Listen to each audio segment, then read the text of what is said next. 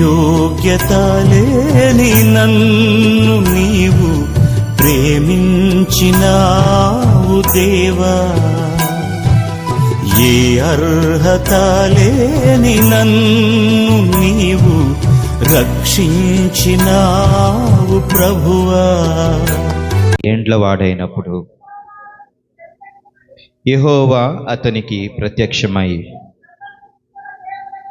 నేను సర్వశక్తి గల దేవుడను, నా సన్నిధిలో నడుచుచు నిందారహితుడవై ఉండుము. చాలండి. అబ్రహామును దేవుడు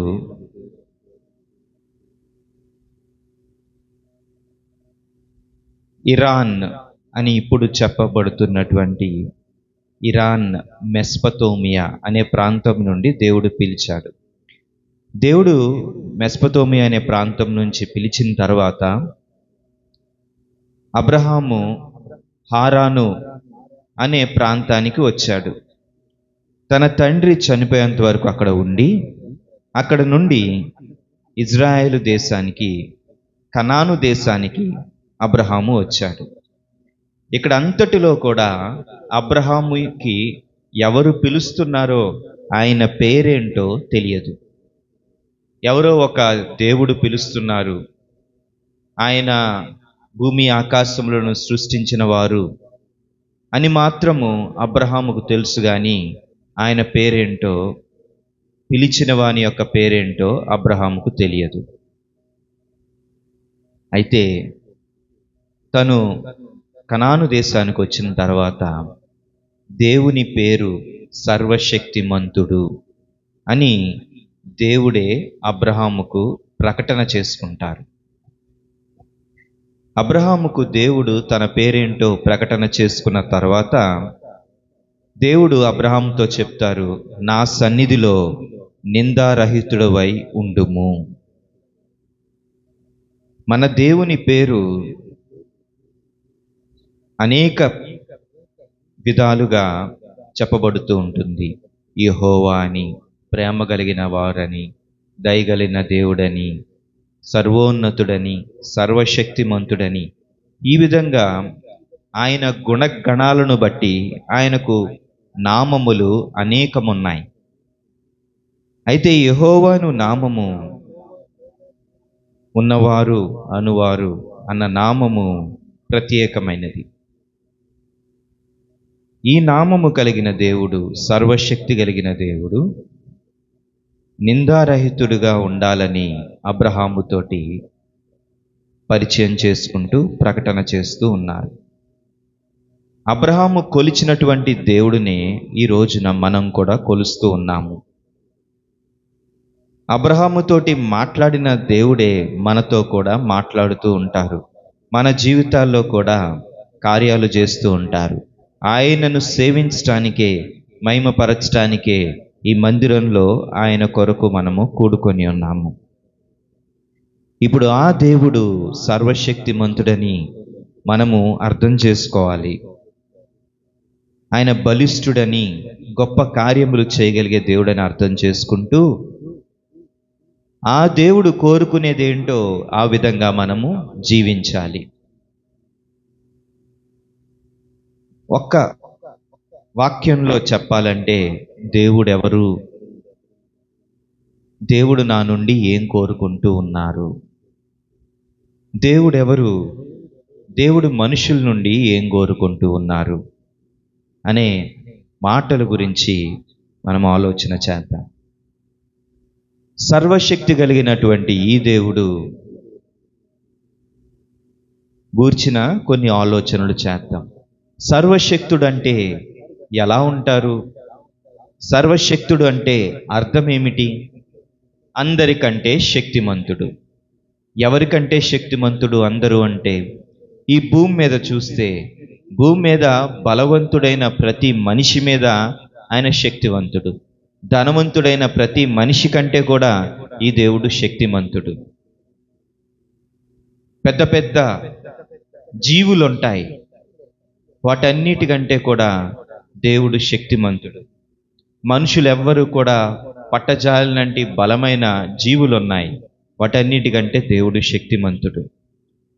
సముద్రము యొక్క తరంగాలు, భూమి యొక్క ప్రకంపనలు చాలా తీవ్రమైనవి, వాటికంటే శక్తిమంతుడు.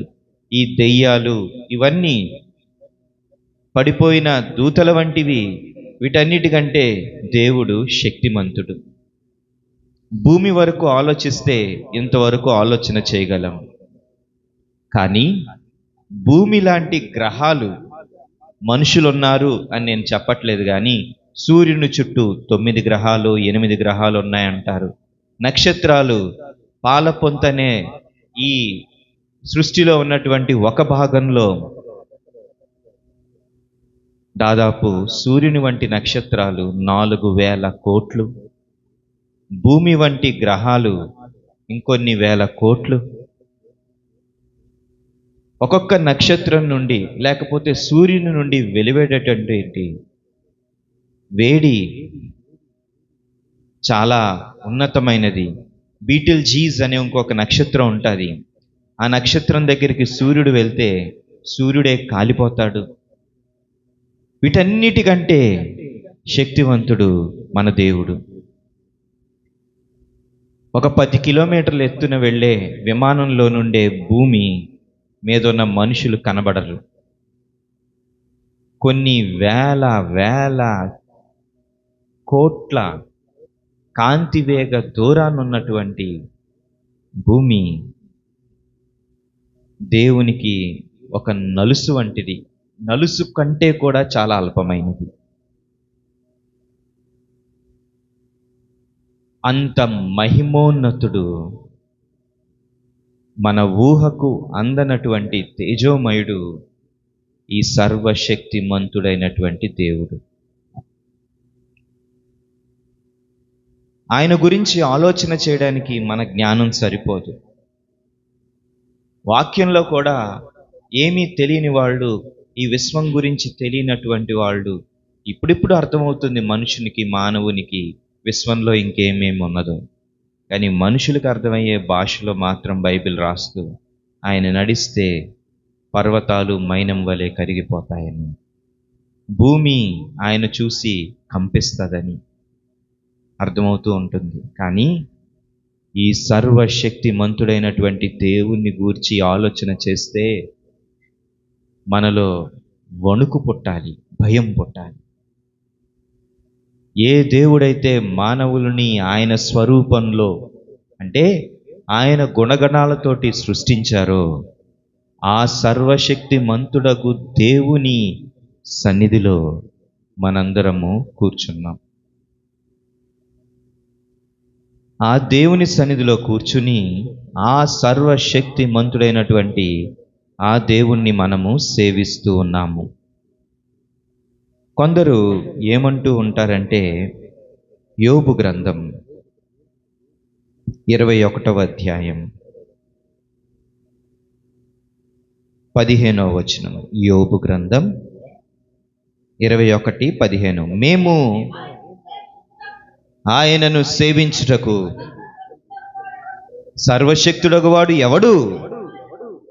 మేము ఆయనను గూర్చి ప్రార్థన చేయుట చేత మాకేమి లాభము కలుగునని వారు చెప్పుదురు. వారి క్షేమము వారి చేతిలో లేదు, భక్తిహీనుల యోచన నాకు దూరముగా ఉండునుగాకని యోబు చెప్తూ ఉన్నాడు. దేవుడు అంటే ఎవరో తెలియనటువంటి ప్రజలు చెట్టుని, రాళ్లను దేవునిగా కొలిచేవట్టి వాళ్ళు దేవుని యొక్క శక్తిని అంతవరకే పరిమితం చేస్తారు. వాళ్ళు తెలియక అనొచ్చునుగాక, ఆయనను సేవించుటకు సర్వశక్తుడగు వాడు ఎవడు? దేవునిని ఎరిగినటువంటి మనము కూడా ఆ విధంగానే ప్రవర్తిస్తూ ఉంటాము. నోటితో మాట్లాడకపోవచ్చు, కానీ దేవుడెవరో, దేవుని యొక్క శక్తి ఏంటో, ఆయన ప్రభావం ఏంటో మనకు తెలియదు, మనము అర్థం చేసుకోలేము కూడా. అందుకని సేవకుడైనా, సేవకుని మాటలైనా, ప్రార్థనైనా, వాక్యమైనా అంత ఆసక్తి మనకు ఉండదు, అంత భయం ఉండదు. చాలా జాగ్రత్తగా దేవుని గూర్చి మనము ఆలోచన చేస్తూ ఆయన మాటలకు మనము లోబడుతూ జీవించవలసిన వారమై ఉన్నాము. యోబు గ్రంథము 13వ అధ్యాయము 11వ వచనము. యోబు గ్రంథము 13వ అధ్యాయము 11వ వచనము. ఆయన ప్రభావము మిమ్మును భయపెట్టదా? ఆయన భయము మీ మీదకి రాదా? చాలండి. దేవుని యొక్క ప్రభావము ఎంత ఉన్నతమైనదో సూర్యుడినే కొంతసేపు చూడలేము. ఎండాకాలంలో ఆ వేడికి తట్టుకోలేకపోయాము. అటువంటి సూర్యునికి ఇన్ని లక్షల కిలోమీటర్ల దూరంలో ఉన్న మనమే సూర్యుని యొక్క కాంతిని తట్టుకోలేకపోతే, నిజానికి నక్షత్రాలు కూడా లెక్క పెడితేనంట 62,000 సంవత్సరాలు పడతాయంట. సెకండ్కి ఒక్కొక్క నక్షత్రం కూడా కాదు, పాల పొంత వంటివి లెక్క పెడితే. అన్ని గొప్ప సమూహాల మధ్యలో భూమి మీద ఉన్న నరుడు ఏమాత్రం ఆయన ప్రభావము మిమ్మల్ని భయపెట్టట్లేదా? ఒక ప్రార్థన నేర్చుకోవాలి మనం. ప్రభువా, మీరంటే భయం నాకు నేర్పించండి. నన్ను నిజంగా మీ ప్రభావంతో భయపెట్టండి. ఇటువంటి ప్రార్థన చేయగలిగితే మన బ్రతుకు చాలా సంతోషంగా ఉంటుంది. దేవునికి భయపడువాడు దేవుని ఆజ్ఞలను ఖచ్చితంగా పాటిస్తాడు. ఒకమారు ఇజ్రాయేలు ప్రజలందరూ ఐగుప్తులో నుండి బయటకు వచ్చి వాళ్ళు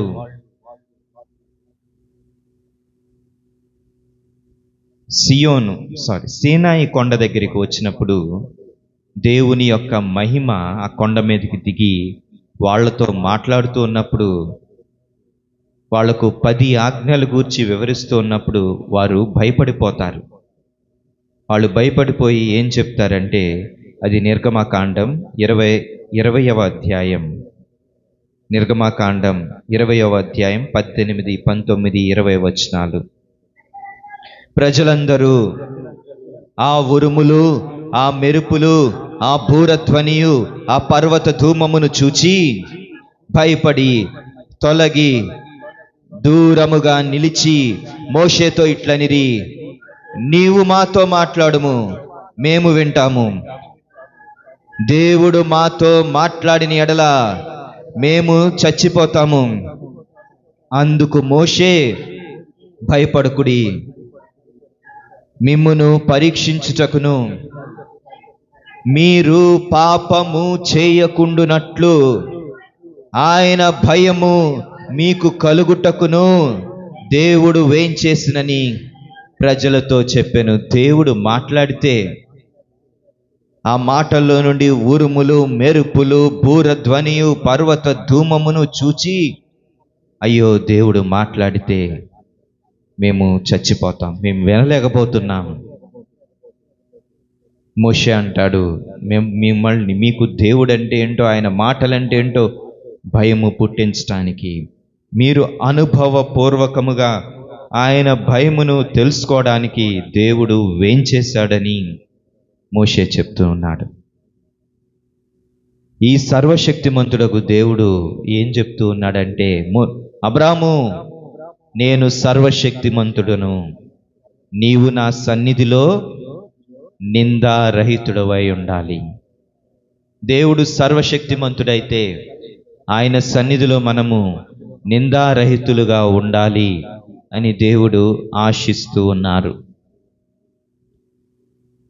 దేవుడంటే లెక్కలేనితనంగా ఉన్నటువంటి జీవితాలు, భయము భక్తి లేనటువంటి జీవితాలు, ప్రేమ లేనటువంటి జీవితాలు మనవైపోయాయి. మనము పాపానికి, లోకానికి అవకాశం ఇవ్వడం వల్ల, లోకంతో స్నేహం చేయడం వల్ల, లోక మర్యాదలను పాటించడం వల్ల, దేవుని కంటే మనుషులకు ప్రాధాన్యత ఇవ్వడం వల్ల మనము నిందింపబడుచూ ఉన్నాము. దేవుడు మనల్ని ఎందుకు పుట్టించాను అని అనుకోవచ్చేమో. ఆ విధంగా కొంతమంది గురించి కూడా అనుకున్నారు. మనల్ని గురించి దేవుడు ఏమనుకుంటూ ఉంటారు? మనం మందిరానికి ఎందుకు వస్తాం ఆదివారాలు? దేవుణ్ణి మెప్పిస్తున్నామని మభ్యపడ్డానిక? ఆ జీవము గల దేవుణ్ణి ఆయన మందిరంలో ఆయనను ఆరాధించటానిక? దేవుని భయం ఉన్నదా? నిందారహితులుగా ఉండగలుగుతూ ఉన్నామా? ఆలోచన చేయాలి. ఒక వ్యక్తి, ఇది బహుశా అంత ముందు ఎప్పుడో చెప్పుంటాను, మరలా చెప్తూ ఉన్నాను. ఒక వ్యక్తి ఉన్నాడట, మంచిగా వైలిన్ వాయిద్యాన్ని వాయించగలిగిన సమర్థుడంట. ఆ వైలిన్ వాయిద్యాన్ని వాయిస్తూ ఒక స్టేజ్ మీద కొన్ని వేల మంది మధ్యలో ఆయన వైలిన్ వాయిద్యాన్ని వాయిస్తూ ఉన్నాడు. చాలా వినసొంపుగా, తీయగా వాయిస్తూ ఉంటే అందరూ ఆశ్చర్యపోతూ, ఆనందిస్తూ, వాళ్ళ హృదయం పరవశించిపోతూ ఉన్నారు. ఆ పెర్ఫార్మెన్స్ అయిపోయిన తర్వాత అందరూ లేచి ధారాళంగా చప్పట్లు కొడుతూ ఉన్నారు. ఈయన మాత్రం వాళ్ళ వైపు చూస్తున్నారు. ఆ పక్కన ఎక్కడో కుర్చీలో ఉన్నటువంటి ఒక వ్యక్తి వైపు చూస్తున్నారు. అందరూ నుంచున్నారు కానీ అతను నుంచోలేదు. తను దుఃఖపడిపోతూ ఉన్నారు. ఎవరు అక్కడి నుంచి అన్నారు, ఎందుకయ్యా అలా ఫీల్ అవుతున్నావు? బాగా వాయించావు, మేము బాగా చప్పట్లు కొట్టామంటే, లేదయ్యా ఆ ఒక్క వ్యక్తి నుంచోలేదు అంటారు. ఆ ఒక్క వ్యక్తి గురించి ఆలోచిస్తున్నామేంటి? మేమందరం ఉన్నాం కదా, మేమందరం సంతోషించాం కదా అని అంటే, అతను అంటాడు, అతను నా గురువు.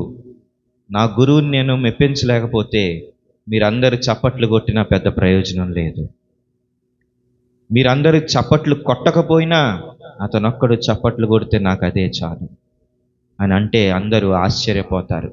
ఎంత నిజమో కదా. మన జీవితాల్లో మనుషుల యొక్క మెప్పును, మనుషుల యొక్క పొగడ్తలను మనము దృష్టిస్తాము.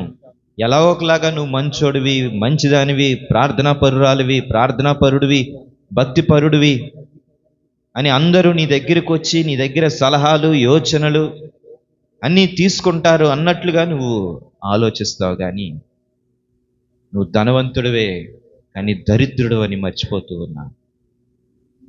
మనుషుల మెప్పు కంటే దేవుని మెప్పు గొప్పదని నువ్వు మర్చిపోతూ ఉన్నావు. ఏమనాలి? ఇటువంటి జనాంగాన్ని ఏమనాలి? గలతీలకు రాసిన పత్రిక 1వ అధ్యాయం, గలతీలకు రాసిన పత్రిక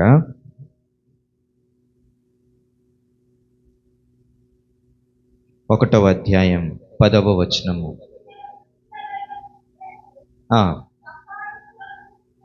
మనుష్యుల దయను సంపాదించుకొనజూచుచున్నానా, దేవుని దయను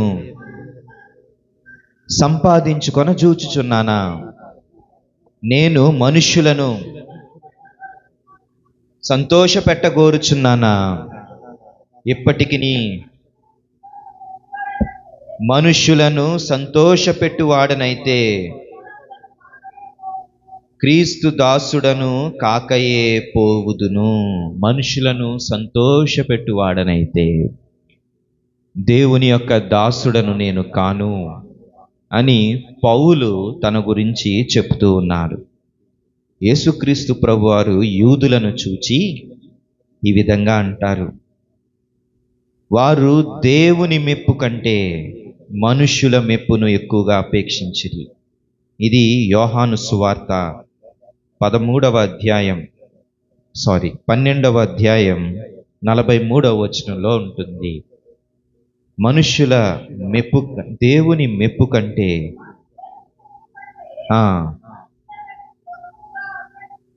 దేవుని మెప్పు కంటే మనుషుల మెప్పును ఎక్కువగా అపేక్షించిరి. నీకు ఎవరి మెప్పు కావాలి? దేవుడు మనలను నిందారహితులుగా ఉన్నారు. దేవుని కొరకు నిందారహితులుగా ఉండాలంటే లోకం మనలను నిందించవచ్చు, లోకం మనలను తక్కువ చేసి చులకన చేసి మాట్లాడొచ్చు. కానీ దేవుని యొక్క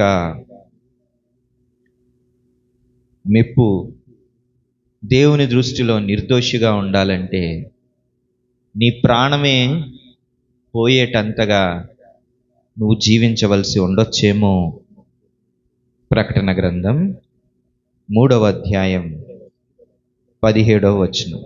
ప్రకటన గ్రంథం 3వ అధ్యాయం 17వ వచనం. నీవు దౌర్భాగ్యుడవును, దిక్కుమాలిన వాడవును, దరిద్రుడవును, గురుడ్డివాడవును, దిగంబరుడవునై ఉన్నావని ఎరుగక నేను ధనవంతుడను, ధనవృద్ధి చేస్తున్నాను, నాకేమీ కొదువలేదని చెప్పుకొనుచున్నావు. మన నిజ స్థితి మనము ఎరుగకయే చాలాసార్లు మనము జీవిస్తూ ఉంటాము. మనుషులు మనల్ని ఎంత మెచ్చుకున్నా, ఎన్ని మాటలన్నా అంత ప్రయోజనం లేదు. సర్వశక్తిమంతుడగు దేవుని దృష్టిలో నువ్వెలాగున్నావు? దిక్కుమాలిన వాడవుగా, దౌర్భాగ్యుడువుగా, దరిద్రుడుగా, గుడ్డివాడుగా, దిగంబరుడుగా ఉన్నావని దేవుడు చెప్తూ ఉన్నారు. ఎవరిని సంతోష పెట్టడానికి మనం జీవిస్తూ ఉన్నాం.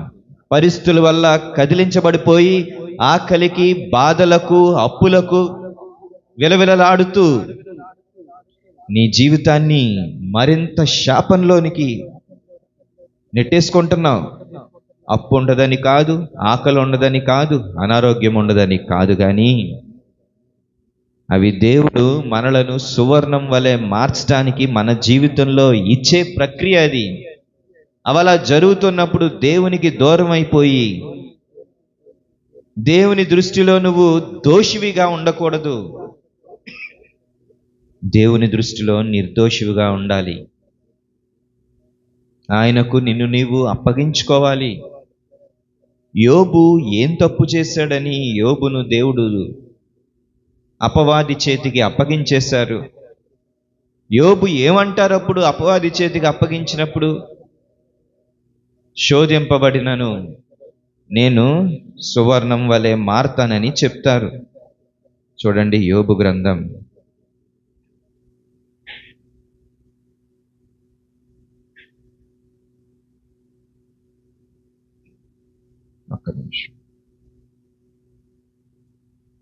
23వ అధ్యాయం 10వ వచనము. నేను నడుచు మార్గము ఆయనకు తెలియను, ఆయన నన్ను శోధించిన తరువాత నేను సువర్ణం వలె కనబడుతును. దేవుడు కొన్నిసార్లు అనుమతించే పరిస్థితులు మనము తప్పు చేయడం వల్ల దేవుడు కొన్ని అనుమతిస్తారు. ఆయన పరిశుద్ధతలో పాలు పంపులు పొందాలని, లేక మనల్ని మరింత క్రీస్తు యొక్క స్వారూప్యంలోనికి మార్చడానికి దేవుడు మనలను పరిస్థితులు గుండా తీసుకెళ్తారు. రూతు గ్రంథము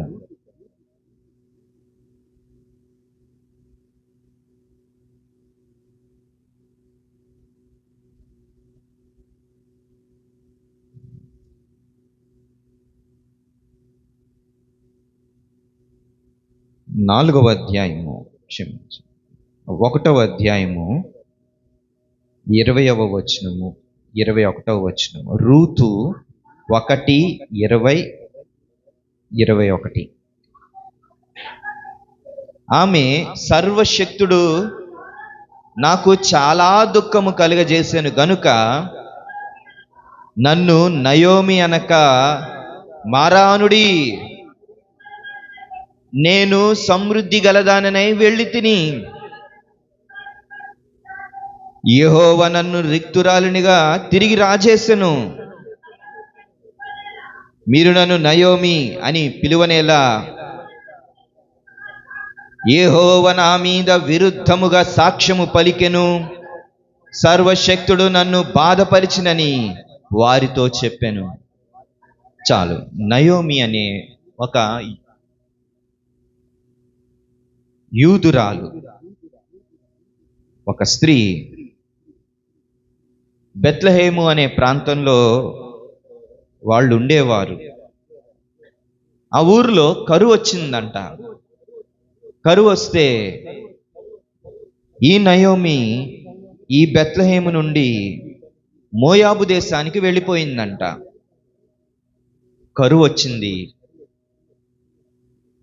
ఇజ్రాయేలు ప్రజలు తప్పిదం చేయడం వలన కరువు వచ్చిందో లేక దేవుడే ఇచ్చారు. ఎందుకంటే ముందే న్యాయాధిపతుల గ్రంథం 21వ అధ్యాయం 25వ వచనంలో ఆ గ్రంథం ఇలా ముగించబడుతుంది.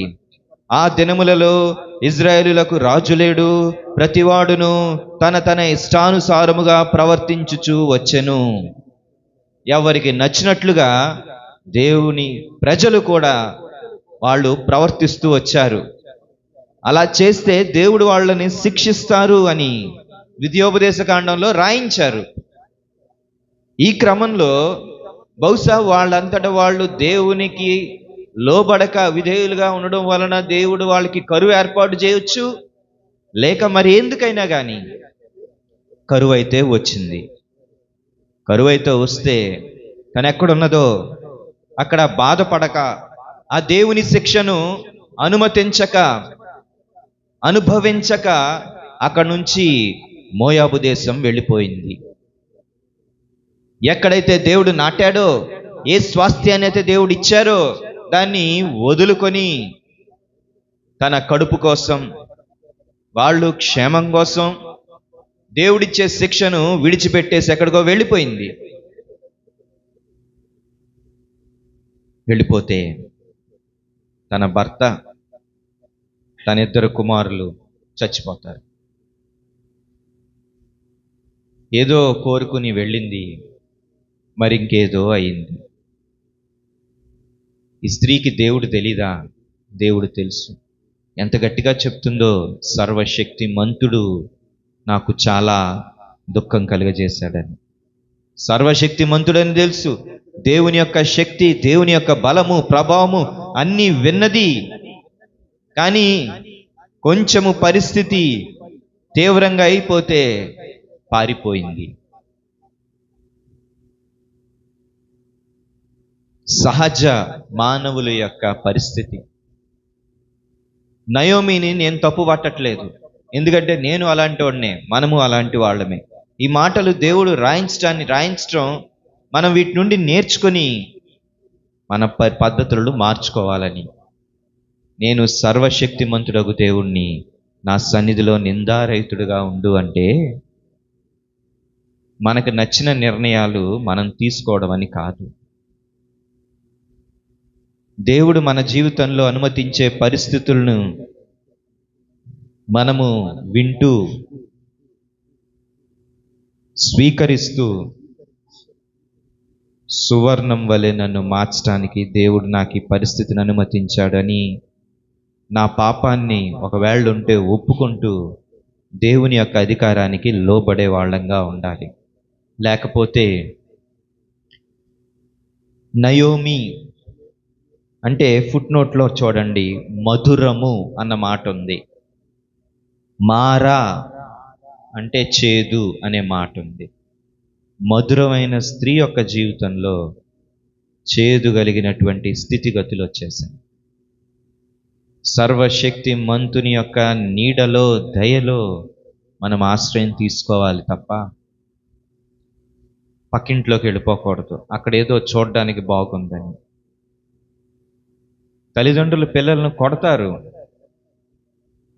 తప్పు చేస్తే.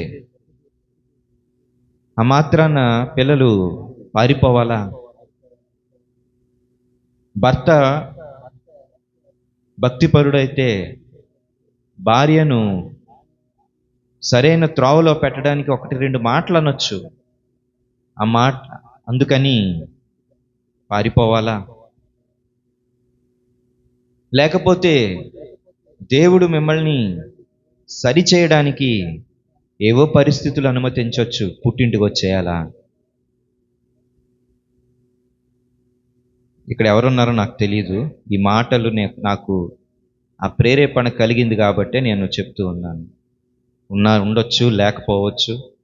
లేకపోతే ఎవరన్నా తర్వాత చూసే వాళ్ళకి ఈ మాటలు అనిపించవచ్చు. ఏదైనా కానీ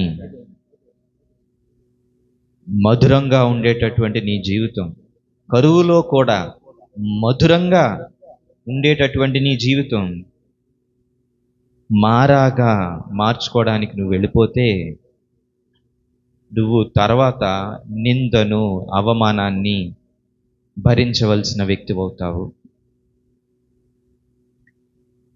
చాలా జాగ్రత్తగా ఆలోచన చేయండి. పంట పండదు, గర్భము దాల్చలేము, పిల్లలు పాడైపోతూ ఉంటారు. మీ రాబడి పెరగదు, అవసరాలు తీరవు. అయినా కానీ నమ్మకంగా దేవుని కొరకు జీవించడం నేర్చుకోండి. తప్పుదారి పట్టొద్దు, దొంగతనాలు చెయ్యొద్దు, తప్పుడు లెక్కలు వెయ్యొద్దు, నీ పొరుగువానిదేది ఆశించొద్దు, మరొకరినెవరిని నిందించొద్దు, అవమానించొద్దు, అబద్ధ సాక్ష్యము చెప్పొద్దు. ఇదిగో రా, మనం వెళ్ళి అతన్ని చంపుదాం అనేటటువంటి నిర్ణయాల్లో పాలు పంపులు పొందొద్దు. ఎందుకో తెలిసినా, నీకు నచ్చినట్లు తిను, తాగు, సుఖించు, కానీ తీర్పు దినము ఒకటి ఉంటుందని మర్చిపోవద్దు. అదే సర్వశక్తిమంతుడు ఎంత జాలి కలిగిన దేవుడో, అదే సర్వశక్తిమంతుడగు దేవుడు అంత ఉగ్రుడై మనల్ని అగ్నిగంధకంలో, అగ్నిగుండంలో వేసేయడానికి కూడా సమర్థుడు. ఎందుకు పుట్టించాలి, ఎందుకు అగ్నిలో వేయాలి? రాబోవు మహిమ ఎదుట ప్రస్తుత కాలపు సమస్యలు, పరిస్థితులు ఎన్నదగినవి కావని మీరు జ్ఞాపకం ఉంచుకోండి. అది 2 కొరింథీయులకు రాసిన 2వ పత్రిక 4వ అధ్యాయం 16 నుండి 18 వచనాలు. కొరింథీయులకు రాసిన 2వ పత్రిక 4వ అధ్యాయం 16 నుండి 18 వచనాలు. కావున మేము అధైర్యపడము, మా బాహ్య పురుషుడు కృషించుచున్నను, ఆంతర్య పురుషుడు దినదినము నూతన పరచబడుచున్నాడు.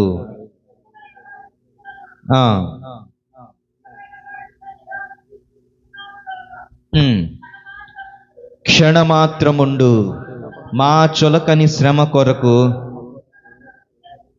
అంతకంతకు ఎక్కువగా నిత్యమైన మహిమ భారమును కలుగజేయుచున్నది. చాలండి. మా బాహ్య పురుషుడు అంటే మా శరీరము కృషించుచున్నను, ఆంతర్య పురుషుడు దినదినము నూతన పరచుచున్నాడు. బాహ్య పురుషుడు అంటే శరీరము, లోకము సంబంధమైనవి ఏవైనా కావచ్చు, అన్నీ పాడైపోతున్నా కానీ ఆంతర్య పురుషుడు, మన హృదయము దినదినము నూతన పరచబడుచున్నది.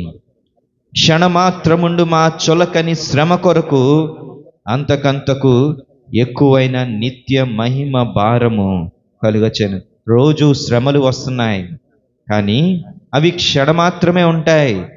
వాటిని తట్టుకోగలిగితే నిత్యమైన మహిమ, నిత్యమైన మహిమ, ఆ ప్రియ యేసు యొక్క రాజ్యములో మనము ప్రవేశించడానికి, ఆ గొప్ప దేవుని యొక్క సన్నిధిలోనికి మనము వెళ్ళగలగడానికి ఎంత శ్రమ ఉన్నను, ఎంత కష్టమున్నను, పొందబోయేటటువంటి మహిమ ఎదుట ఈ శ్రమ, ఈ కష్టం ఎన్నదగినవి కావు. హెబ్రీలకు రాసిన పత్రిక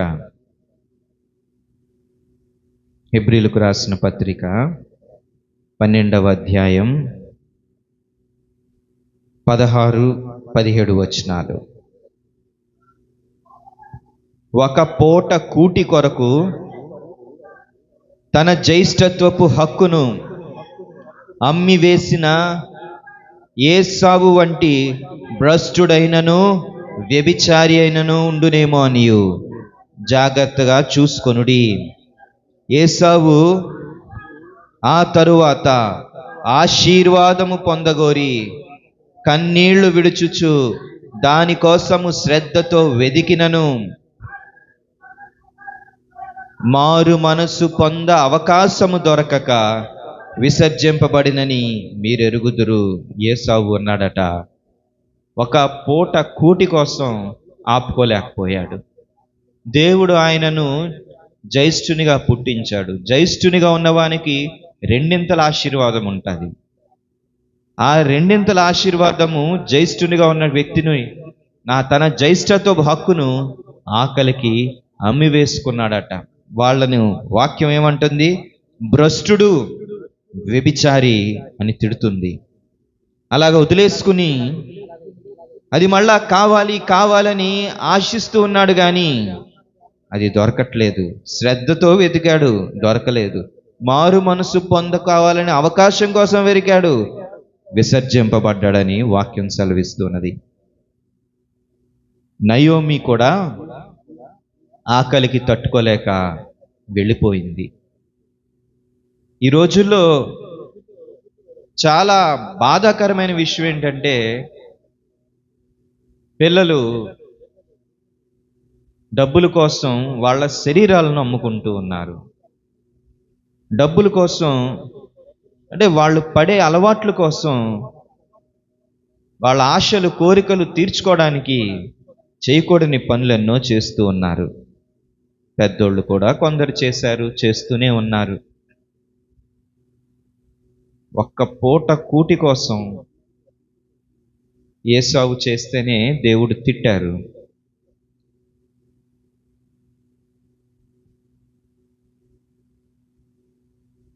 చిరిగినటువంటి పరిస్థితులు, ఎవరికి ఉపయోగం లేనటువంటి స్థితిగతుల్లో ఒకవేళ ఎవరన్నా ఉంటే ప్రభు దగ్గరికి వచ్చి బాగు చేయమని అడగండి. ఆ నిందలో, అవమానంలో ఎంతకాలం జీవిస్తారు? దేవుడు దయగలిగిన దేవుడు. ఎంత ఘోర పాపినైనా కానీ క్షమిస్తాడు. ఆయన తిరిగి తీసుకుని రక్షిస్తాడు. ఇదే హెబ్రీలకు 7వ అధ్యాయం 25వ వచనం. హెబ్రీలకు 7వ అధ్యాయం 25వ వచనం. ఈయన తన ద్వారా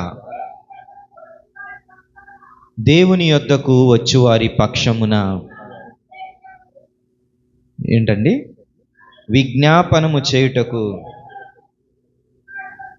నిరంతరము జీవించుచున్నాడు గనుక వారిని సంపూర్ణముగా రక్షించుటకు శక్తిమంతుడై ఉన్నాడు. యేసుక్రీస్తు ప్రభువారు యాజకత్వం చేస్తూ ఉన్నారు. తండ్రి అయిన దేవుని కుడి పార్శ్వమున ఆయన ఉన్నారు. ఆయన విజ్ఞాపన చేస్తూ ఉన్నారు. ఎందుకని? ఎలాంటి వారినైనా సంపూర్ణంగా రక్షించుటకు శక్తిమంతుడై ఉన్నాడు. నీ జీవితం సర్వశక్తుడగు దేవునికి తగినట్లుగా లేకపోతే, ఒకవేళ ఏ అపరాధ దోషములు చేసుంటే, చనిపోయినటువంటి యేసుక్రీస్తు ప్రభువారిని బట్టి, చనిపోయి తిరిగి లేచుకున్నటువంటి యేసుక్రీస్తు ప్రభువారిని బట్టి దేవుణ్ణి వేడుకుంటే, నీ పాప దోషములను ఆయన తుడిచివేసి నిన్ను నిర్దోషిగా చేయడానికి ఆయన సమర్థుడు.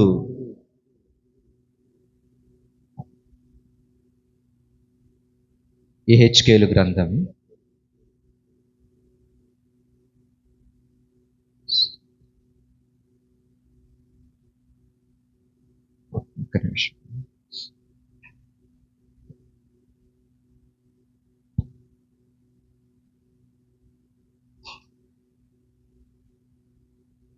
18వ అధ్యాయం 23వ వచనం. అయితే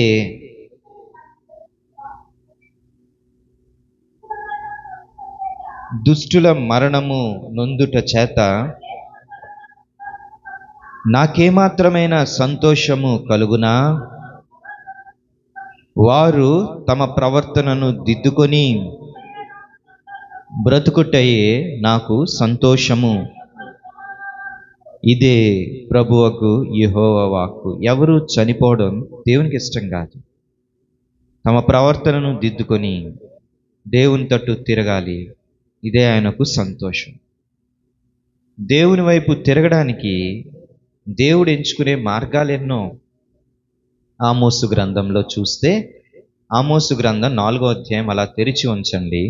నేను అక్కడక్కడ కొన్ని పదాలు, కొన్ని మాటలు అక్కడ చూద్దాము. ఆమోసు గ్రంథం 4వ అధ్యాయం 6వ వచనంలో, మీ పట్టణములన్నిట్లోనూ మీకు దంతశుద్ధి కలుగజేసినను, మీరున్న స్థలములన్నిట్లో మీకు ఆహారం లేకుండా చేసినను, మీరు నా తట్టు తిరుగువారు కారు. దేవుడు మనలను శిక్షిస్తూ ఆహారం లేకుండా చేసినప్పుడు ఆయన వైపు తిరగాలని మనకు అలా చేశారు అని మనం అనుకోవాలి. ఈ సంవత్సరం వర్షాలు బాగా పడ్డాయా లేదని నాకు తెలీదు. మేముండే చోట్లయితే వర్షాలు లేవు. ఎందుకు? దేవుని వైపు తిరగాలని. ఆకలి పుట్టించినప్పుడు, ఆకలేసినప్పుడు ప్రభు దగ్గరికి వచ్చి, ప్రభు సన్నిధిలో, ప్రభువా నేనేం తప్పు చేశాను, నీ సహాయము మాకెందుకు దూరంగా ఉంది అని అడగడం నేర్చుకోవాలి. ఆకలి పుట్టించేది దేవుని వైపు తిరగడానికి. 7వ వచనం, కోతకాలమందు 3 నెలలు వాన లేకుండా చేశాను. 8వ వచనం, త్రాగుటకు ఒక్క పట్టణమునకే పోగా అచ్చట వారికి నీరు చాలకపోయినను, అయినను మీరు నా తట్టు తిరిగిన వారు కాదు.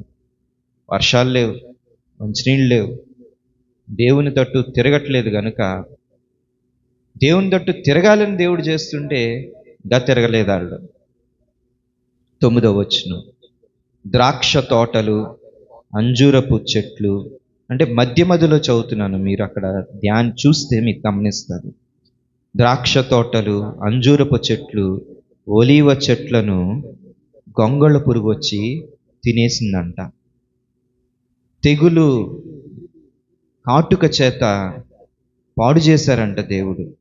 అయినను నా తట్టు తిరిగివారు కారు. ఆహారం లేదు, పంటలు లేవు, వర్షం లేదు.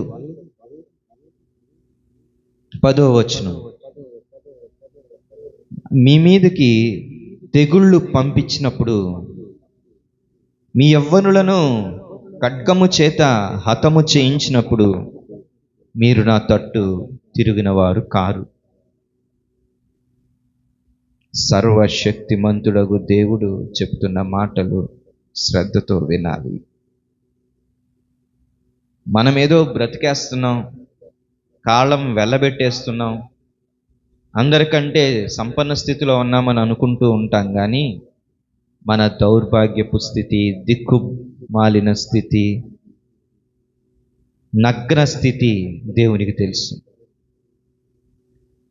ఈ విధంగా 11వ వచనంలో కూడా దేవుడు నాశనం చేస్తున్నా కానీ మీరు నా తట్టు తిరుగువారు కారు.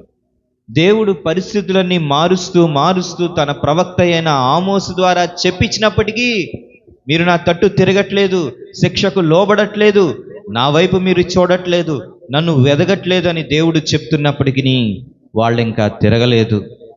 ఈ మాటలు దాదాపుగా క్రీస్తు పూర్వం 8వ శతాబ్దంలో రాసిన మాటలు. 722వ క్రీస్తు పూర్వం సంవత్సరంలో ఈ ఇజ్రాయెల్ ప్రజలు దూరంగా శత్రు దేశానికి అమ్మి వేసేస్తారు. దేవుడు చెప్తారు, శిక్షిస్తారు, స్వాస్థ్యం లేకుండా విసిరివేస్తారు.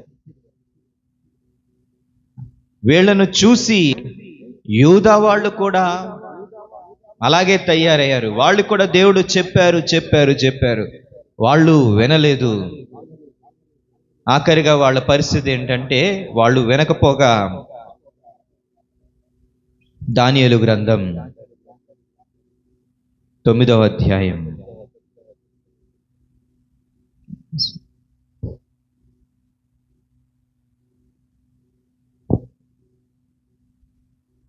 దానియేలు గ్రంథం 9వ అధ్యాయం 8 7 6 నుండి 8 వరకు చూడండి. దానియేలు గ్రంథం 9వ అధ్యాయం 6 నుండి 8 వరకు. నీ ఆజ్ఞలను నీ విధులను అనుసరించటం మాని పాపులమును దుష్టులమునై చెడుతనమందు ప్రవర్తించుచు తిరుగుబాటు చేసిన వారము. ప్రభువా, నీవే నీతిమంతుడవు, మేమైతే సిగ్గుచేత ముఖ వికారముందిన వారము. మేము నీ మీద తిరుగుబాటు చేసితిమి, దానిని బట్టి నీవు సకల దేశములకు మమ్మును తరిమితివి. యెరూషలేములోను యోదయలోను నివసించుచు స్వదేశవాసులుగా ఉన్నట్టు పరదేశవాసులుగా ఉన్నట్టు ఈ ఇజ్రాయేలీయులందరికీ మాకును ఈ దినమున సిగ్గే తగి ఉన్నది. 8వ వచనం ఆఖరిలో సిగ్గే తగి ఉన్నది, సిగ్గే తగి ఉన్నది. దానియేలు అలాగా తరిమివేయబడ్డాడు. యెరూషలేములో ఉండాల్సిన వాడు. నెబుకద్నెజరును వాడుకొని దేవుడు ఈ దానియేలును బబులోను సామ్రాజ్యంలోనికి తరిమేస్తే, అక్కడ కల్దీయుల దేశంలో ఉండి షూషను కోటలో ఉండి 70 సంవత్సరాలు తరిమి వేయబడిన తరువాత దేవుడు తిరిగి తీసుకొస్తాడు అనే విషయం జ్ఞాపకం వచ్చి ప్రభు సన్నిధిలో ప్రార్థన చేస్తున్నారు. దేవా, నువ్వు నీతిమంతుడివే, మేమే నీ ఆజ్ఞలను నీ విధులను గైకొనకపోవడం వలన నీ మమ్మల్ని తరిమి వేశావయ్యా. ఈరోజు ఒకప్పుడు గౌరవ మర్యాదలతోటి బ్రతికేవాళ్ళం, ఈరోజు మాకు సిగ్గే, ఈరోజు మాకు అవమానమే, ఈరోజు మాకు నిందే. చూడండి, నిందారహితులుగా ఉండమని దేవుడు చెప్పినప్పుడు వాళ్ళు వినలేదు కనుక దేవుడు వాళ్ళను అమ్మివేశాడు, విసిరివేశాడు, తరిమి వేసేసేసాడు. నిజమైన సిగ్గేంటో, నిజమైన నిందేంటో వాళ్ళు అనుభవిస్తూ ఉన్నారు. అబ్రాహాముతో దేవుడు చెప్పారు, అబ్రాహాము, నేను సర్వశక్తిమంతుడగు దేవుడను, నీవు నా సన్నిధిలో నిందారహితుడుగా ఉండాలి. మనమందరం దేవుని సన్నిధికి వచ్చాము, నిందారహితులుగా ఉండగలుగుతున్నామా? దేవుని సన్నిధిలో నిర్దోషులుగా ఉండగలుగుతున్నామా? మత్తయి సువార్త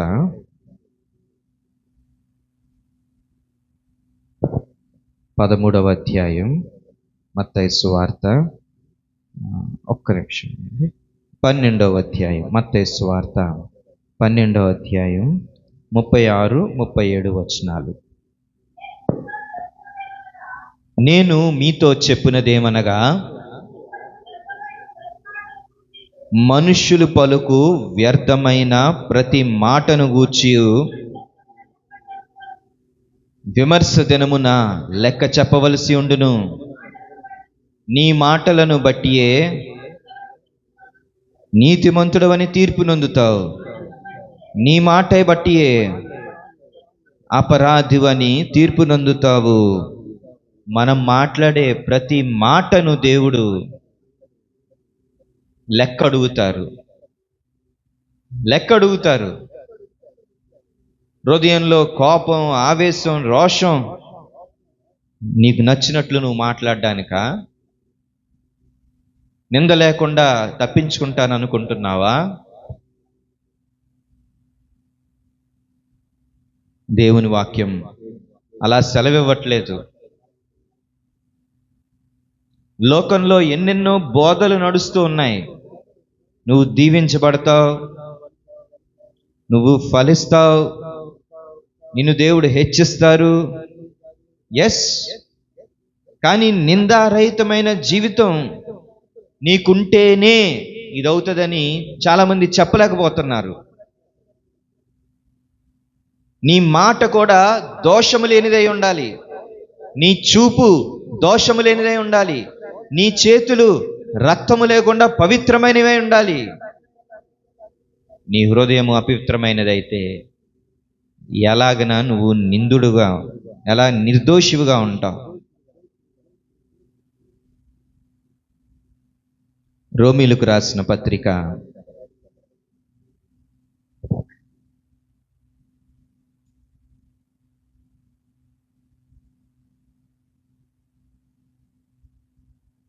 14వ అధ్యాయం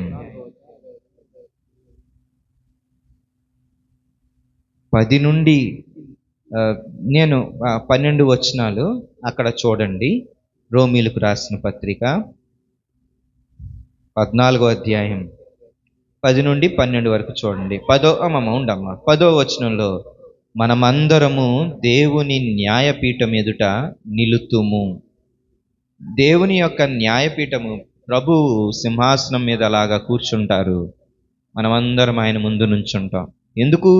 12వ వచనం ఆఖరిలో, మనలో ప్రతివాడును తన్ను గూర్చి దేవునికి లెక్క అప్పగింపవలెను. మనలో ప్రతి ఒక్కళ్ళు మన గురించి దేవునికి లెక్క అప్పు చెప్పుకోవాలి. రోమా 14:10 నుండి 12 వచనాలు.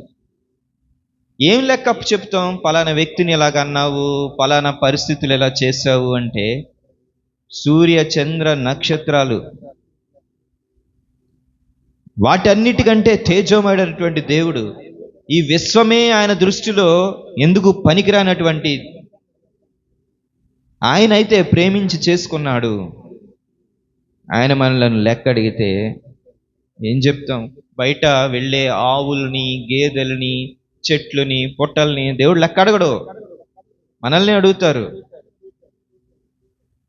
ఎందుకంటే ఆయన స్వరూపంలో మనల్ని చేసుకున్నారు. ఎవరు ఆయన నన్ను అడగడానికి అన్నాను లేదు. నిన్ను దేవుడు ఆయన స్వరూపంలో చేసుకున్నారు. నువ్వు ఆయనలాగానే జీవించాలి, ఆయనలాగానే మాట్లాడాలి, ఆయనలాగానే క్షమించాలి, ఆయనలాగానే ప్రేమించాలి, కీడుకు ప్రతిగా కూడా మేలు చేయగలగాలి. అది నిర్దోషం. ఎలాగుంటున్నాం? లెక్క అడిగినప్పుడు దేవునికి ఏం లెక్క చెప్తాం? లెక్క దేని గురించి అడుగుతాడు? మాటల గురించి అడుగుతాడు, చూపుల గురించి అడుగుతాడు. ఇంకా 2వ అధ్యాయం 16వ వచనంలో చూస్తే, యేసుక్రీస్తు ద్వారా మనుష్యుల రహస్యములను విమర్శించు దినమందిలాగా జరుగుతుంది.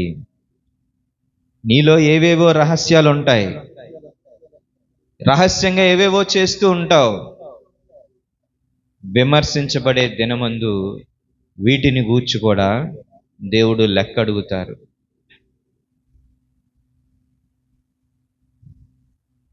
ఇంకా చాలా ఉన్నాయి. జీవము గల దేవుని సంఘములో నీ ప్రవర్తన ఎలాగుందో సరిచూసుకో అంటారు తిమోతిలో. దేవుడు లెక్క అడిగినప్పుడు నువ్వేం చెప్పగలుగుతావు?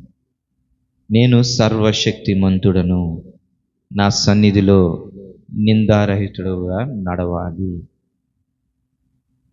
నేను పరిశుద్ధుడను గనుక మీరు కూడా పరిశుద్ధులై ఉండెదరు.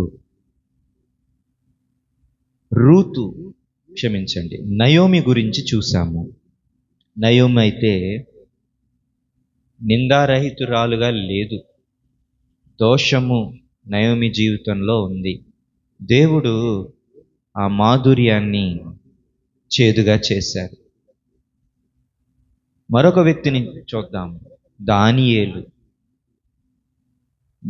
గ్రంథం 6వ అధ్యాయం.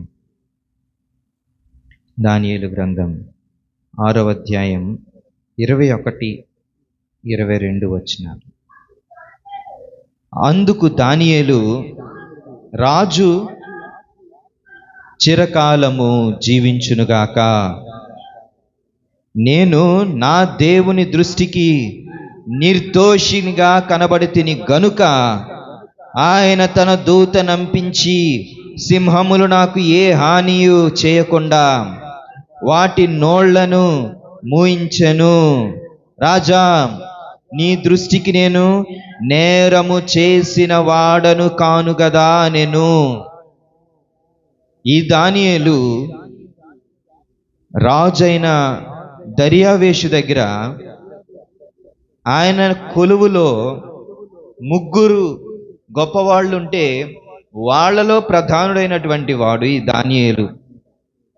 ఈ దానియేలు 6వ అధ్యాయం 4వ వచనంలో చూస్తే ఆఖరి 3 లైన్లు నింద ఏదన్నా ఉందని నింద కొరకు దోషము కొరకు తన శత్రువులు తన మీద కనిపెడుతూ ఉన్నారు.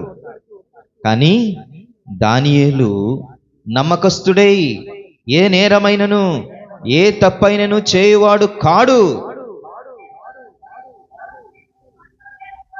దానియేలులో తప్పు లేదు, లోపము లేదు, ఏదీ కనబడలేదు ఎవరికి, మనుషులకి. ఇక దానియేలు కూడా చెప్తున్నాడు, దేవుని దృష్టిలో కూడా దోషము కనబడలేదట. దానియేలు ఎవరు? వెలివేయబడినవాడు, నపుంసకుడుగా చేయబడినవాడు. నేను వాక్యాన్ని సరిగ్గా అర్థం చేసుకుంటే తనకంటూ పిల్లలు లేరు, భార్య లేదు, ఎవరు లేని ఒంటరివాడు. ఎవరి కోసం బ్రతుకుతున్నాడు ఈ దానియేలు? దేవుని కోసమే బ్రతుకుతున్నాడు. తన ప్రజలందరూ బాధపడుతూ వేదనలో ఉంటే ఈ దానియేలు యొక్క నమ్మకత్వాన్ని బట్టి దేవుడు 16 సంవత్సరాల దానియేలును 16 సంవత్సరాల నుంచి ఇప్పుడు తన వయసు 90 సంవత్సరాల వరకు తనలో ఏ దోషమును కనబడలేదట. ప్రభుత్వ ఆఫీసులో చేసేవాళ్ళు లేకపోతే ఉద్యోగాల్లో చేసేవాళ్ళు ఒకటి కాకపోతే ఇంకో చోట ఏదో ఒక తప్పు చేస్తూనే ఉంటారు. ఏవో పరిస్థితులను బట్టి తప్పు జరిగేటటువంటి పరిస్థితులు కలుగుతూ ఉంటాయి. కానీ తన చుట్టూ ఉన్న వారిలో ఏ దోషము లేదు. తన చుట్టూ ఉన్నవారు తనలో ఏ దోషమును కనిపెట్టలేపారు. ఇప్పుడు ఒక్కొక్కళ్ళని కనుక ఇక్కడ నుంచోబెడితే తనేం తప్పు చేశాడని మనలో అడిగితే ప్రతి ఒక్కళ్ళు ఏదో ఒకటి చెప్తారు మన గురించి. దానియేలులో అలాంటిది లేదు. ఏదో తప్పుడు మాటలు చెప్పేటటువంటి వాళ్ళు కూడా చెప్పలేకపోతున్నారు. ఇందాక నేను ఒక కథను చెప్పాను. కథ కాదు, అది నిజమైన సంఘటన, యథార్థ సంఘటన. తన గురువు తన కొరకు చప్పట్లు కొట్టట్లేదు, అందరూ చప్పట్లు కొడుతున్నారు. దేవుని మెప్పును కోరుకున్న వ్యక్తి దానియేలు. మనుషుల మెప్పును కోరుకునే వాళ్ళం మనం, శరీర మెప్పును కోరుకునే వాళ్ళం మనం. దేవుని మెప్పును కోరుకున్నటువంటి వాడు దానియేలు. దేవుని మెప్పును కోరుకునేటటువంటి దానియేలుని ఏం చేశారు? తీసుకెళ్ళి సింహాల బోనులో వేశారు. ఎందుకు వేశారు? తన దేవుణ్ణి మాత్రమే ప్రార్థన చేసుకున్న తన కొరకు ఒక ప్రత్యేకంగా ఒక శాసనాన్ని ఇచ్చారు రాజు చేత. 30 రోజుల పాటు ఎవరు రాజుని తప్ప ఎవరిని సేవించకూడదని. అలాంటి స్థితిలో కూడా దానియేలు 6వ అధ్యాయము 10వ వచనంలో చూస్తే, ఇట్టి శాసనము సంతకము చేయబడినని దానియేలు తెలుసుకొనినను అతడు తన ఇంటికి వెళ్ళి యథాప్రకారముగా అనుదినము 3 మోకాళ్ళుని తన ఇంటి పైగది కిటికీలు యెరూషలేము తట్టునకు తెరవబడి ఉండగా తన దేవునికి ప్రార్థన చేయుచు ఆయనను స్తుతించుచు వచ్చెను. ఒక శాసనం చేయబడిందని తెలుసు, ఆ విధంగా జీవిస్తే చచ్చిపోతాడని తెలుసు. కానీ ప్రతిరోజు 3 సార్లు దేవుణ్ణి స్తుతిస్తూ ప్రార్థన చేస్తున్నాడు ఈ దానియేలు. మన మామూలు మాటల్లో చెప్పుకుంటే, చైనాలో యేసు ప్రభువుని నమ్ముకున్నట్టు కానీ ప్రార్థన చేసినట్టు కానీ తెలిస్తే జైల్లో పెడతారు. అంటే ఒక విధమైన స్వాతంత్రం ఉంది. అది ఆ చైనా ప్రభుత్వం గురించి కానీ మరి ఎవరి గురించి కానీ వాళ్ళు విమర్శించకూడదు. ఒకవేళ అలా చేస్తే జైల్లో పెడతారు. ఉత్తర కొరియాలో అక్కడ ఆ రాజు ఫోటో ఎక్కడికక్కడ ఉంటుంది. ఆ రాజును సేవించినప్పుడు ఆ రాజునే సేవించాలి. బైబిల్ కానీ ప్రార్థన కానీ ఉంటే చంపేస్తారు. అలా నిజానికి చాలామంది ప్రాణాలు కోల్పోయారు. ఒకప్పుడు యుఎస్ఎస్ఆర్ అంటే ఉమ్మడి సోవియట్ రష్యా అది ఉన్నప్పుడు రొమేనియా అనే దేశంలో బైబిల్ని కూడా రానివ్వడానికి ఒప్పుకునేవారు కాదు. బైబిల్ ఉన్నా కష్టమే. ఇప్పుడు కూడా మిడిల్ ఈస్ట్లో కొన్ని దేశాల్లో అంటే గల్ఫ్ దేశాల్లో బైబిల్ని రానివ్వకుండా చేస్తున్నారు. రేపనే రోజున ఒకవేళ భారతదేశంలో ఇలా జరిగితే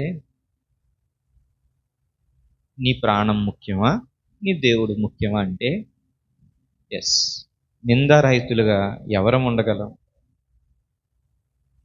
దేవుడు నిజంగా ఎంతో స్వాతంత్ర్యాన్ని ఈరోజు మనకిచ్చారు.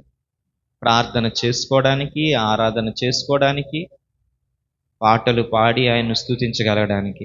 మనము నిర్లక్ష్యం వహిస్తే ఈ దేశాన్ని కూడా దేవుడు అలా చేసేస్తారు. సొదొమ గొమొర్రాల గురించి మీకు తెలుసు. అబ్రహాము ప్రార్థన చేస్తాడు, దేవా 10 మంది నీతిమంతులు ఉంటే కాపాడతావా పట్టణాన్ని? ఎస్, కాపాడతాను. 10 మందికి లేరు. 10 మంది ఊర్లో ఉన్నారా నిజంగా దేవుణ్ణి సేవించేవాళ్ళు? ఎవరున్నారు? దేవుడు చూస్తే ఎవరు లేరు. దేవుని దృష్టి సముద్ర లోతును చూడగలదు, హృదయం యొక్క లోతును చూడగలదు. మీ రహస్యాలన్నీ తెలుసు. అవన్నీ ఒకరోజు బట్టబయలవుతాయి. నిలబడగలరా? లేదు. ఒక దేశంలోని, నాకు కరెక్ట్గా గుర్తు రావట్లేదు ఆ దేశం ఏమిటో, ఒక సేవకుడు ఉన్నాడు. 80 సంవత్సరాల తల్లి ఉంది. ఈ సేవకుడు సువార్తను ప్రకటిస్తూ ఉన్నారని ఆ సేవకుడిని తన తల్లిని జైల్లో పెట్టారు. ఆ సేవకుడిని కొట్టలేదు. తన ఎదురుగా ఒకే గదిలో ఆ సేవకుడిని తన తల్లిని పెట్టారు. ఆ తల్లి 80 సంవత్సరాలు తన చేతితోటి తన ఆహారం తీసుకోలేదు. తన సొంత పనులు తను చేసుకోలేదు. ఆ సేవకునికి ఈ తల్లి అంటే చాలా ఇష్టం. ఇప్పుడు జైల్లో అతనికి ఇచ్చిన శిక్ష ఏంటంటే, నీ తల్లిని నువ్వు ముట్టుకోకూడదు. తన కళ్ళ ముందే తన తల్లి తినలేక పస్తులతోటి తను విసర్జించినవే ఆ వాసనలోని అటన్నిటిలోని తన కళ్ళెదుటే ఆమె చనిపోయింది. క్రైస్తవుడిగా ఉండాలంటే, దేవుణ్ణి కొరకు జీవించాలంటే అది చాలా కష్టమైనది. ప్రతి దినము మనము సిలువెత్తుకుని ఆయనను వెంబడించాలి. ఇప్పుడు చూడండి, మీకు తల్లి ఇష్టమా, తండ్రి ఇష్టమా, పిల్లలు ఇష్టమా, భూమి ఇష్టమా, నీ శరీరం ఇష్టమా, దేవుడు ఇష్టమా? అవన్నీ ఒకవైపు, నీ దేవుడు ఒకవైపు. సర్వశక్తిమంతుడగు దేవుడు. పరలోకం వెళ్తే నీ తల్లి ఉండదు, పిల్లలు ఉండరు, ఎవరు ఉండరట, భార్య ఉండదు. నాకు వాక్యం సరిగ్గా అర్థమైతే నేను ఇలాగ అనుకుంటున్నాను, నేను నా దేవుడు. ఒకవేళ భూమి మీద నా భార్య అయితే నా భార్య నా దేవుడు, నా పిల్లలు నా దేవుడు. నేను వాళ్ళకి ఏం సంబంధం ఉంటుందో లేదు నాకు తెలీదు. అంత స్పష్టంగా నేను అర్థం చేసుకోలేకపోయాను, ఉందో లేదో, కానీ ఇంతవరకు అయితే అర్థమవుతుంది. పెళ్ళిళ్ళు ఉండవు అంట, భార్య భర్తలు అనేవాళ్ళు ఉండరంట. మరి అలాగుంటే నువ్వు ఎవరి కోసం ప్రయాసపడుతున్నావు? దేవుడు నీకు తల్లిగా, తండ్రిగా, కుమారుడుగా, కుమార్తెగా, భార్యగా కొన్ని బాధ్యతలను ఇచ్చారు. భూమి మీద వాటిని నెరవేరుస్తూ క్రీస్తు యొక్క స్వారూప్యంలో మనం మారుతూ పరలోకం వెళ్ళిపోవాలి. ఆశలు పెట్టుకుని స్వార్థాలతోటి జీవించడం వల్ల ఎవరికి ప్రయోజనం? దేవుని ప్రేమ, దేవుని మీద ఉండేటటువంటి ప్రేమ ఎక్కువగా మనకు ఉండాలి. నీ సర్వశక్తిమంతుడగు దేవుణ్ణి చూడు. నువ్వు నిందారహితుడుగా ఉండకుండా ఉండాలనేది చూసుకో. అలాంటి వాళ్ళని దేవుడు ఏం చేస్తాడు? దేవుడే కాపాడతారు.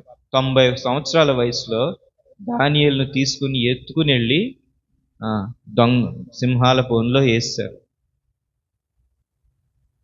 దేవుడు ఏం చేశాడు? సింహాల నోళ్లు మూయించాడు. సమర్థుడు, శక్తిమంతుడు, దేవునికి అసాధ్యమైనది ఏదీ లేదు. సింహాల బోనైనాను సంతోషముగా వెళ్ళిరి, సింహాల బోనైనాను సంతోషముగా వెళ్ళిరి, ప్రార్థించిన వెంటనే రక్షించి